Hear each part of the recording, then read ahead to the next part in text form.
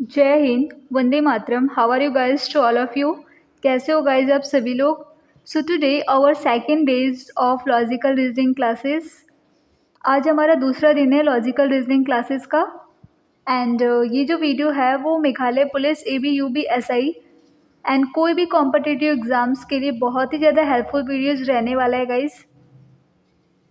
सो अगर आप हमारे चैनल पे नए होंगे तो प्लीज़ चैनल को लाइक एंड सब्सक्राइब करना मत भूलिएगा। एंड व्हाट्सएप ग्रुप की लिंक मैंने डिस्क्रिप्शन में दे रखी है, आप वहाँ से जाकर जुड़ सकते हैं। सो देर ना करते हुए अब हम स्टार्ट करते हैं। सो लॉजिकल रीजनिंग का हमारा फर्स्ट क्वेश्चन है, इन अ सर्टेन कोड लैंग्वेज। ये है हमारा question. What does the code RI stand for. हमें यहाँ पे RI का कोड पूछ रहा है, ठीक है। सो यहाँ देखिए, यहाँ पर तो RI नहीं दिया है, यहाँ पर भी RI नहीं है, तो ये तो होगा नहीं। यहाँ देखिए तीसरी लाइन में, तीसरे सेंटेंस में यहाँ पे RI दिया हुआ है, ठीक है। सो RI का कोड जो है वो हमें यहाँ पर ही मिलेगा, इन तीनों में से ही कोई एक होगा, ठीक है। सो यहाँ पर देखिए स्टॉप, स्टॉप देखिए ये यहाँ पर भी आ रहा है, पहले से मतलब यहाँ पे आ चुका है, ठीक है। सो स्टॉप तो हमारा नहीं होगा क्योंकि यहाँ पे RI दिया हुआ ही नहीं है। सेकेंड देखिए फ्रूट्स, फ्रूट्स ऑलरेडी आ चुका है, सो फ्रूट्स भी नहीं होगा। डू नॉट, डू नॉट देखिए कहीं पे आ रहा है, कहीं पे भी नहीं आ रहा है, इसलिए हमारा जो RI का कोड है वो डू नॉट हो जाएगा, ओके। एंड लास्ट बच गया है C ईटिंग। सो ईटिंग देखिए यहाँ पर भी आ रहा है, यहाँ पर भी आ रहा है, इसलिए ये भी हमारा नहीं होगा, ठीक है। RI सिर्फ यहाँ पे दिया हुआ है और RI आप लोग देख ही रहे हैं कि सबसे अलग है, इसलिए इसका कोड भी सबसे अलग दिया हुआ है यहाँ पे, डू नॉट, ठीक है। समझ आ गया आप लोग को। अगर नहीं समझ में आएगा जिसको, वो मेरे को एक बार कमेंट बॉक्स में बता देना, ठीक है। मैं आप लोग को वहाँ पे एक्सप्लेन कर दूँगी। तो चलिए नेक्स्ट क्वेश्चन देखते हैं गाइस। वैसे ये जो क्वेश्चन है ना, ये आप लोग का कोडिंग डिकोडिंग का क्वेश्चन है, ओके। सेकंड क्वेश्चन देखिए, select the correct option that indicates the arrangement of following words in a logical order.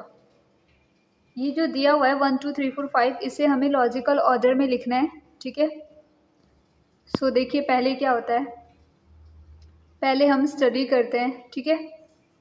फिर क्या होता है, फिर हम एग्ज़ाम देते हैं। फिर क्या होता है, इवैल्यूएशन होता है। फिर रिज़ल्ट आता है। फिर रीवैल्यूएशन होता है, मतलब कि रिज़ल्ट में अगर कुछ प्रॉब्लम होती है तो फिर हम उसे रीचेकिंग के लिए भेजते हैं, तो फिर हमारा री इवैल्यूएशन होता है, ओके। सो इसके अकॉर्डिंग हमारा जो ऑप्शन C है वो करेक्ट हो जाएगा, ठीक है। पहले 5 आया यहाँ पे, फिर 2 आया, फिर 3 आया, फिर 1 आया, फिर 4 आया, ठीक है। इसके अकॉर्डिंग हमारा जो ऑप्शन C है वो राइट हो जाएगा। चलिए अब नेक्स्ट क्वेश्चन देखते हैं। ये हमारा नेक्स्ट क्वेश्चन, ये जो हमारा दिख रहा है आप लोग को स्क्रीन पे, ये आप लोग का क्लासिफिकेशन का क्वेश्चन है गाइस। इस क्वेश्चन में हमें पता लगाना है कि इन चारों में से सबसे अलग नंबर कौन सा है, ठीक है। चलिए देखते हैं। यहाँ पे है 2 2 4, इसमें हम +1 करेंगे तो क्या हो जाएगा 225, और 225 किसका स्क्वायर होता है 15 का। यहाँ देखिए 168 है, 168 में हम +1 करेंगे तो क्या हो जाएगा 169, और ये किसका स्क्वायर होता है 13 का। यहाँ देखिए 288 है, इसमें हम प्लस का 1 करेंगे तो ये कितना हो जाएगा 289, 289 किसका स्क्वायर होता है 17 का। यहाँ देखिए ये है 362, इसमें जब हम -1 करेंगे तो तब जाके ये मतलब किसी नंबर का स्क्वायर बनता है, ठीक है। यहाँ पर देखिए सबसे डिफरेंट कौन सा है। हमारा जो सबसे डिफरेंट नंबर है वो हो जाएगा 362, ऑप्शन B, ओके। क्योंकि देखिए यहाँ पे भी +1 हुआ है, यहाँ पे भी +1 हुआ है, यहाँ पर भी +1 हुआ है, तो ये तीनों तो सेम है, और यहाँ पे -1 हो रहा है ना, इसलिए ये डिफरेंट है और यही हमारा राइट आंसर हो जाएगा, ओके। चलिए अब नेक्स्ट क्वेश्चन देखते हैं। ये हमारा अल्फ़ा न्यूमरिक का क्वेश्चन है guys. Select the missing term in the given sequence, ठीक है। यहाँ पर देखिए N24 के बाद कौन सा नंबर होगा वो पूछा गया, ठीक है। E के बाद H कब आएगा +3 करने पर, h के बाद k कब आएगा, +3 करने पर। k के बाद n कब आएगा, +3 करने पर। सो n के बाद भी हम +3 ही करेंगे क्योंकि ये प्रोसेस चलता आ रहा है ना।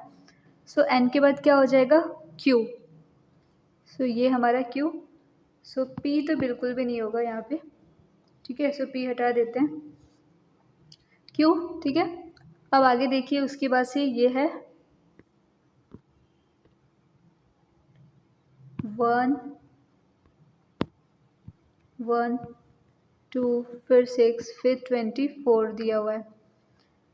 सो 1 से 2 यहाँ पे 2 मल्टीप्लाई किया गया है, यहाँ पे 3 मल्टीप्लाई किया है, 2 3 जा 6। यहाँ पे 4 मल्टीप्लाई किया हुआ है, 6 4 या 24। तो 24 के बाद 4 के बाद क्या आएगा, 5। सो 24 को 5 से मल्टीप्लाई करेंगे तो क्या हो जाएगा हमारा 120। सो यहाँ पे हमारा आ जाएगा Q 120। So option D is the right. Okay, समझ आया आप लोग को। चलिए नेक्स्ट क्वेश्चन देखते हैं गाइज।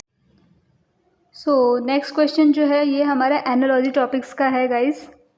सो इसमें कौन सा लॉजिक लगेगा। यहाँ पर है 2, ठीक है, 2:6, 4:60। तो 7 रेशियो क्या होगा वो पूछा गया है, ठीक है। सो 2 का क्यूब कितना होता है, 8। 8 - 2 किया तो 6 आ गया। 4 का क्यूब कितना होता है, 64। 64 - 4 किया, सो यहाँ पे 60 आ गया, ठीक है। यही सेम लॉजिक हम यहाँ पर भी लगा देंगे। 7 का क्यूब कितना होता है, 343। 343 - 7 कर देंगे, सो कितना आएगा आंसर, 336, ठीक है। सो ये ऑप्शन में देखिए कहीं कहीं पे दिख रहा है। सो ये हमारे यहाँ पे दिख रहा है ऑप्शन डी में। So option D is the right answer. चलिए अब हम नेक्स्ट क्वेश्चन देखते हैं। ये आप लोग का एलसीएम एचसीएफ का क्वेश्चन है गाइज, बहुत ही ज़्यादा इंपॉर्टेंट है।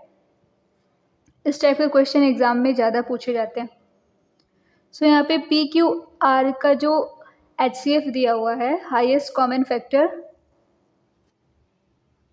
इसमें हमें पता लगाना है कि पी क्यू आर में मतलब ए बी सी जो है उसमें क्या क्या चीज़ें जो हैं वो कॉमन दिख रही हैं, ठीक है। वही हमें यहाँ पे पता लगाना है। सो यहाँ पर देखिए A3 A8 A15। सो हम A का पावर 3 ले लेते हैं क्योंकि 3 3 3 तो कॉमन होगा ना। उसके बाद इंटू B5 B9। आर में तो B है ही नहीं, इसलिए हम B को नहीं लेंगे क्योंकि तीनों में कॉमन होना चाहिए। यहाँ पे HCF पूछ रहा है ना, HCF का फुल फॉर्म होता है हाईएस्ट कॉमन फैक्टर। सो जो चीज़ कॉमन होगा वही हमें लेना है। अब यहाँ पर देखिए C11 C5 C23। सो हम यहाँ पे C लेंगे क्योंकि यहाँ पे तीनों में C दिया हुआ है और इसका पावर हम 5 कर देंगे, ठीक है। मिनिमम हम 5 ले लेते हैं क्योंकि 5 5 5 तीनों में आ जाएगा ना, ये कॉमन हो जाएगा। सो इसके अकॉर्डिंग हमारा ऑप्शन ए जो है वो राइट हो जाएगा, ठीक है। ए का पावर 3 इंटू सी का पावर 5। चलिए नेक्स्ट क्वेश्चन देखते हैं अब। नेक्स्ट क्वेश्चन जो है आप लोग का, इसमें आप ये जो क्वेश्चन है ये ना ही एनालॉजी का क्वेश्चन है, ना ही कोई अल्फ़ाबेटिकल क्वेश्चन है, ना ही कोई अल्फ़ा न्यूमरिक क्वेश्चन है गाइज। इसमें आप लोग को अपने जनरल इंटेलिजेंस का यूज़ करना है, यानी कि अपने माइंड का यूज़ करना है, ओके। सो इन चारों में सबसे डिफरेंट कौन सा है वही हमें बताना है यहाँ पे। बॉक्सिंग जो है, बॉक्सिंग रिंग में होता है, गोल्फ कोर्स में होता है, बेसबॉल डायमंड में होता है, पूल स्विमिंग में होता है क्या, नहीं, ये गलत हो जाएगा। स्विमिंग जो है वो पूल में होता है ना। सो सबसे डिफरेंट हमारा कौन सा दिख रहा है, यही दिख रहा है, option D. So option D is the right, okay. क्योंकि पूल में स्विमिंग होता है, ना कि स्विमिंग में पूल होता है, ओके। चलिए अब हम नेक्स्ट क्वेश्चन देखते हैं। सो ये जो क्वेश्चन दिख रहा है आप लोग को स्क्रीन पे, ये आप लोग का स्टैटिक्स टॉपिक का क्वेश्चन है गाइज, एंड इस टाइप का क्वेश्चन एग्जाम्स में ज़रूर पूछे जाते हैं, सो आप लोग इसे स्किप मत करिएगा। एंड इसको सॉल्व करने के लिए मैं आप लोग को एक छोटा सा फॉर्मूला बता देती हूँ। फॉर्मूला है 3 median is equals to 2 mean plus mode. ये फॉर्मूला आप लोग को याद रखना है, ठीक है। चलिए अब क्वेश्चन करते हैं। सो 3 मीडियन को मैं यहाँ पे ओनली 3m लिख रही हूँ गाइस, यहाँ पे ज़्यादा स्पेस नहीं है। 3m is equals to 2 mean की जगह पे हम लिखेंगे 2 इंटू मीन है हमारा 50.25 प्लस का मोड जो था, मोड है हमारे यहाँ पे 22.5। इसको हम प्लस करेंगे, so 3 median is equals to 100.5 plus 22.5। इन दोनों को प्लस करेंगे तो हमारा आ जाएगा 123। 3m is equals to 123।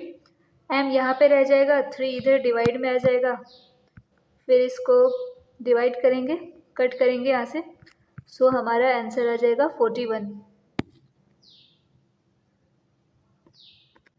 Okay, so option 2 जो है हमारा 41, ये हमारा राइट आंसर हो जाएगा, ठीक है। वेट, मैं थोड़ा स्क्रीन छोटा कर देती हूँ, आप लोग को आगे का क्वेश्चन नहीं दिख रहा होगा। सो यहाँ पे हमारा ऑप्शन 2 41 हो जाएगा राइट आंसर, ओके। इसका सॉल्यूशन आप लोग ने देख ही लिया। सो आज के लिए बस इतना ही गाइस, मिलते हैं फिर हम नेक्स्ट वीडियो में। एंड आप सभी से एक ही रिक्वेस्ट है मेरी, चैनल को लाइक एंड सब्सक्राइब करना मत भूलिएगा।